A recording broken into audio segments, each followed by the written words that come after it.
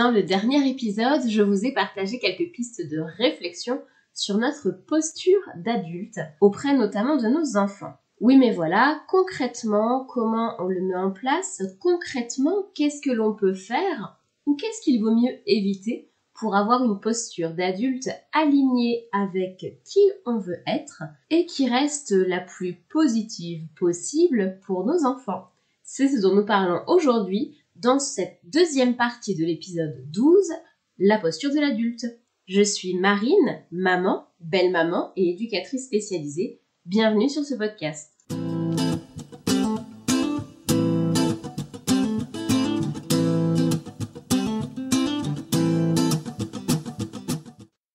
Alors, je tente de vous faire des épisodes qui soient un peu plus courts que les premiers pour que vous ayez tout simplement le temps de les écouter. Je vais donc essayer d'être le plus succincte possible. Mais forcément, j'ai envie de vous donner beaucoup de trucs et beaucoup d'astuces. N'hésitez pas d'ailleurs à nous partager également les vôtres en commentaire ou bien sur le site marinemamaneducatrice.com. Le premier point sur lequel je souhaite attirer ton attention, c'est ta posture physique. Quand on parle à quelqu'un, que ce soit un enfant, un adolescent, un adulte, on parle évidemment de se mettre à sa hauteur de manière physique, mais également dans le vocabulaire que l'on utilise. Et quand on dit se mettre à hauteur d'un enfant, sur le plan physique, ça ne veut pas dire pencher notre buste vers lui. Ça veut bien dire plier les genoux pour être nous aussi droits face à lui, mais avec nos yeux à hauteur des siens. C'est une toute petite différence que je vous invite à tester au réel. Moi, je le fais beaucoup en atelier avec des adultes et forcément, entre adultes, on sent d'autant plus le petit malaise que ça vient mettre que d'avoir cette posture un peu inadaptée du buste penché vers notre interlocuteur. De la même manière, c'est notamment vrai si les enfants avec qui vous communiquez ne sont pas les vôtres. N'hésitez pas à laisser une légère distance entre vous et l'enfant, tout simplement pour respecter aussi sa sphère, pour respecter son cercle et son environnement. N'allez pas systématiquement toucher les cheveux d'un enfant ou n'allez pas lui tripoter les joues, encore moins si c'est pas le vôtre. Ça peut être très très dérangeant et être une posture finalement assez infantilisante, même pour des jeunes enfants qui finalement mériteraient d'être traités comme n'importe quel autre être humain. La posture physique, c'est une chose quand on est en communication, mais également dans tous vos actes du quotidien. Et donc pour ça, la chose la plus simple, je pense, à mettre en place, c'est de donner l'exemple. Et quand je dis donner l'exemple, c'est sur absolument tout. Bien sûr, on va éviter de crier, on va essayer de parler avec un vocabulaire qui soit adapté, avec des mots qui soient plutôt jolis, des phrases complètes, qui contiennent des s'il te plaît et des merci, même lorsque l'on demande à notre enfant de faire une tâche qui est obligatoire. Ajouter un petit s'il te plaît va venir donner ce modèle-là dans son vocabulaire et montrer effectivement le respect qu'on lui porte dans ce moment-là. De la même manière, remerciez-le, même s'il l'a fait un peu à contre-cœur, il l'a quand même fait. Même s'il l'a fait après plusieurs répétitions, il l'a quand même fait. Même si ce qu'il a fait vous paraît normal, parce qu'après tout, ce qui est normal pour vous ne l'est pas encore forcément pour lui. Donc des phrases complètes avec de jolis mots, des s'il te plaît, des merci pour donner ce bel exemple. Vous pouvez vous permettre d'utiliser des mots isolés de type télé, chausson, pour des petites choses qui sont des rappels. Mais n'utilisez pas ces petits mots-là comme des injonctions dans le quotidien, vous risqueriez de venir perdre en richesse d'échange et de communication. De la même manière, une habitude que nous avons pris, et notamment avec la petite dernière, c'est de demander l'autorisation, par exemple, pour lui faire des bisous ou des chatouilles. On va là encore être dans cette notion de modèle, où on va demander l'autorisation avant de faire quelque chose. Surtout pour des choses comme ça qui peuvent toucher à son corps. Quand l'enfant vous dit non, respectez ce non. On a également des attitudes avec les portes, qui peuvent parfois être un peu surprenantes.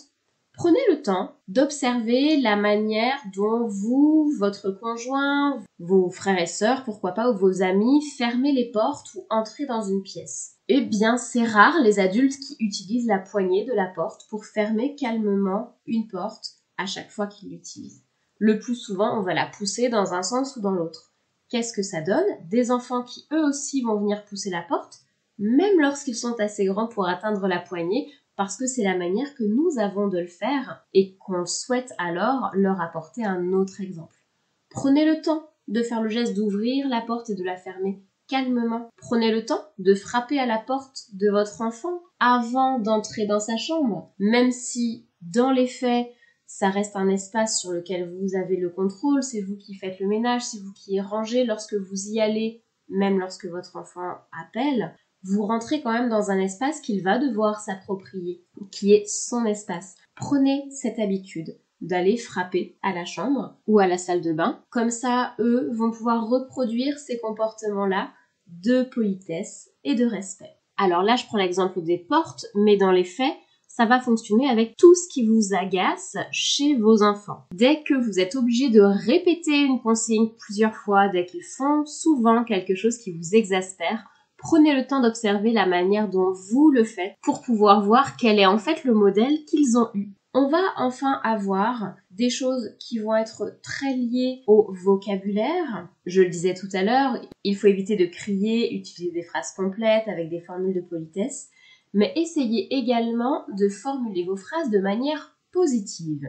Il y a le fait tout d'abord que le cerveau humain n'est pas câblé pour la négation. Donc le cerveau va mettre plus longtemps à traiter une information dans laquelle il y a une négation. C'est d'ailleurs pour ça que très souvent les enfants, quand ils commencent à parler, vont faire une phrase au positif et terminer par ne pas. Ils vont se glisser ce petit mot-là à la fin parce que ça vient après dans le traitement de l'information.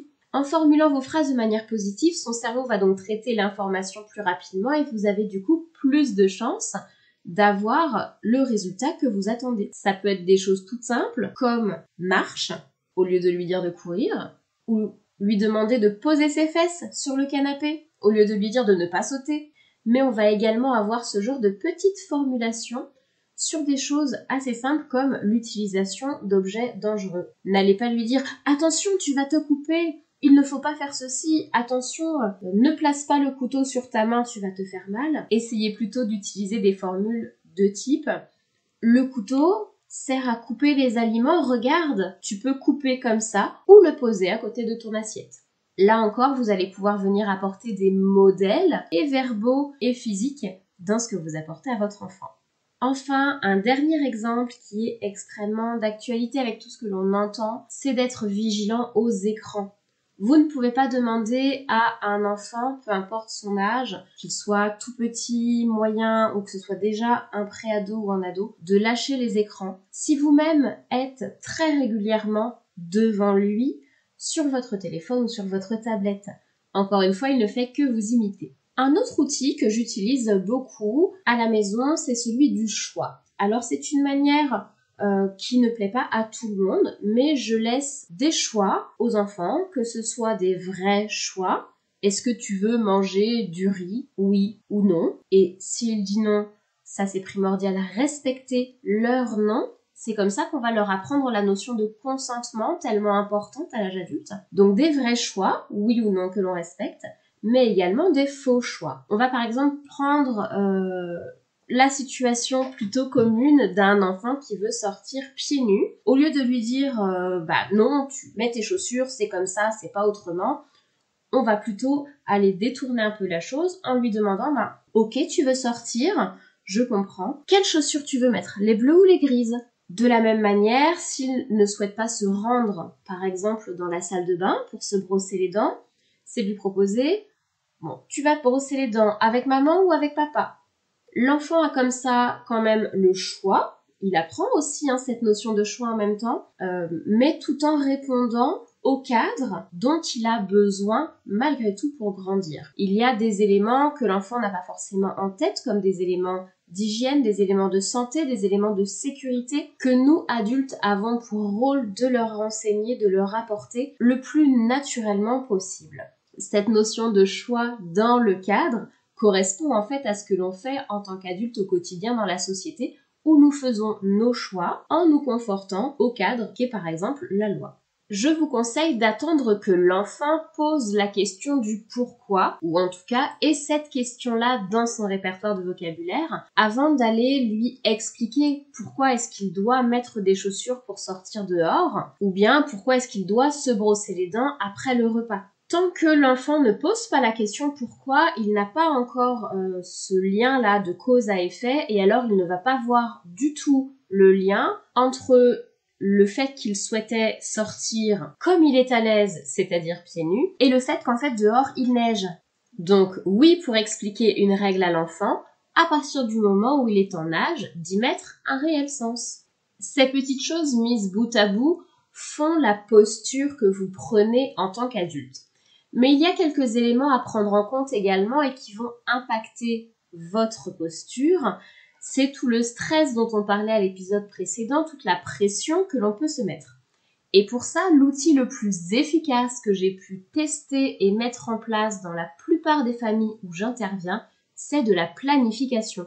À partir du moment où les choses sont planifiées, où vous avez planifié du temps pour vous, pour être sûr d'avoir ce fameux temps pour vous ressourcer, pour vous reposer, pour revenir à un état de disponibilité, ce temps pour vous, mais également du temps ensemble en couple, mais ensemble en famille, autour d'activités qui vous plaisent, autour de repas agréables, autour de sorties, pourquoi pas. Et planifier également, alors je vais dire au minimum les repas de la semaine, même dans les grandes lignes, même si vous n'entrez pas dans les détails, il y a quelques outils disponibles pour ça sur le site internet marinemamaneducatrice.com. Je vous envoie également de temps en temps des outils de planification et très régulièrement des nouvelles idées d'activités en famille en vous inscrivant à la newsletter Marine Maman Éducatrice. Ces outils-là vont vraiment vous permettre de regagner en sérénité, d'avoir moins de choses à penser et surtout d'être sûr de créer des temps de qualité pour chacun. Du temps de qualité pour vous, pour être le soleil de votre foyer, mais également du temps de qualité avec votre conjoint ou votre conjointe, avec vos enfants, avec vos amis, pour être serein et donc être disponible, à l'écoute et attentif aux différents besoins de vos enfants. J'espère que ces outils vous auront été utiles. Je vous les mets très bientôt sous la forme d'un article sur le site marinemamaneducatrice.com. Ils seront comme ça plus faciles à retrouver. Je vous dis à bientôt sur la chaîne, sur le podcast ou dans la vie réelle.